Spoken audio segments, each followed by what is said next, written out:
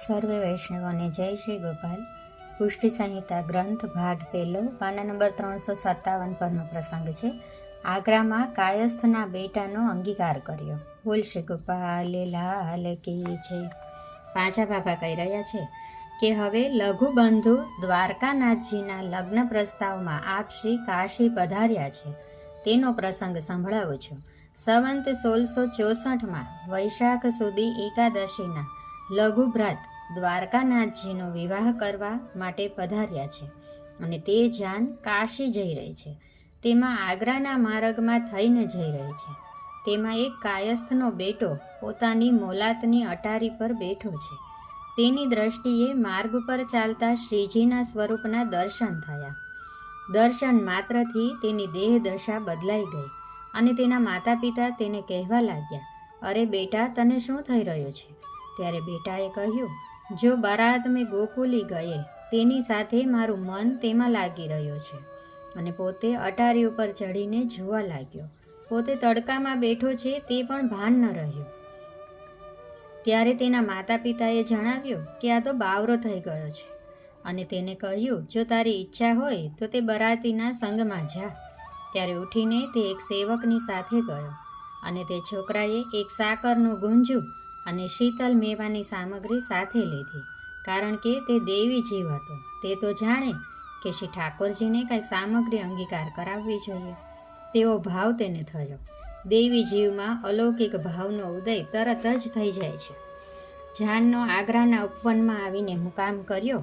ત્યાં શ્રીજી બિરાજી રહ્યા છે અને તે તેની પાસે પહોંચ્યો. શ્રીજીની આગળ સાકરનું ગુંજુ ધર્યું અને સાષ્ટાંગ દંડવત પ્રણામ કરીને બેઠો.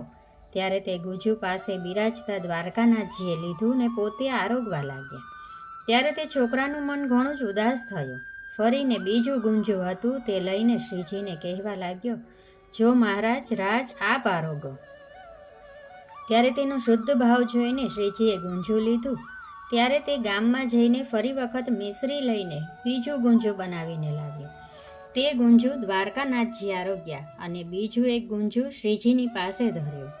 પછી તે ક્ષત્રિયના બેટાએ શ્રીજીને ઘણી જ મનોહાર વિનંતી કરીને કહ્યું કે જો દીનદયાલ, આપ તો પુરુષોત્તમ છો, મારું જીવ તો દોષ નિધાન છે, તો આપ અંગીકાર કરો, આપની ઈચ્છાથી તો સારું. એવી વિનંતી સાંભળીને શ્રીજી ગુંજુ આરોગ્યા અને તેના પર અતિ પ્રસન્ન થયા. તે પોતાના મનમાં વિચારવા લાગ્યો કે જો યજ્ઞ ભુક્તા શ્રી પુરુષોત્તમ કેવી મારી સામગ્રી આરોગ્યા, અને પોતાના મનમાં એમ થયું કે હું ધન્ય બની ગયો. પછી તે વૈષ્ણવ થયો, શ્રી ગોપાલલાલનો સેવક થયો અને શ્રીજીએ તેની ઉપર કૃપા કરીને સેવા તત્વનો ઉપદેશ આપ્યો. તે સાક્ષાત પ્રેમ લક્ષણા પુષ્ટિ ભક્તિને પામ્યો. પછી ઠાકોરજી તેને સાનુભાવ જતાવા લાગ્યા. ભલો વૈષ્ણવ આનંદીદાસ થયો. પછી પોતાને ઘરે જઈને ભગવદ મંદિર બનાવીને રૂડી રીતે સેવા કરવા લાગ્યો. અને જાન જ્યારે કાશીથી પાછી ફરી આવી પછી તે ગોકુલ આવ્યો. ત્યારે સમગ્ર વ્રજભૂમિની લીલાનું દર્શન તેને શ્રીજીએ કરાવ્યું.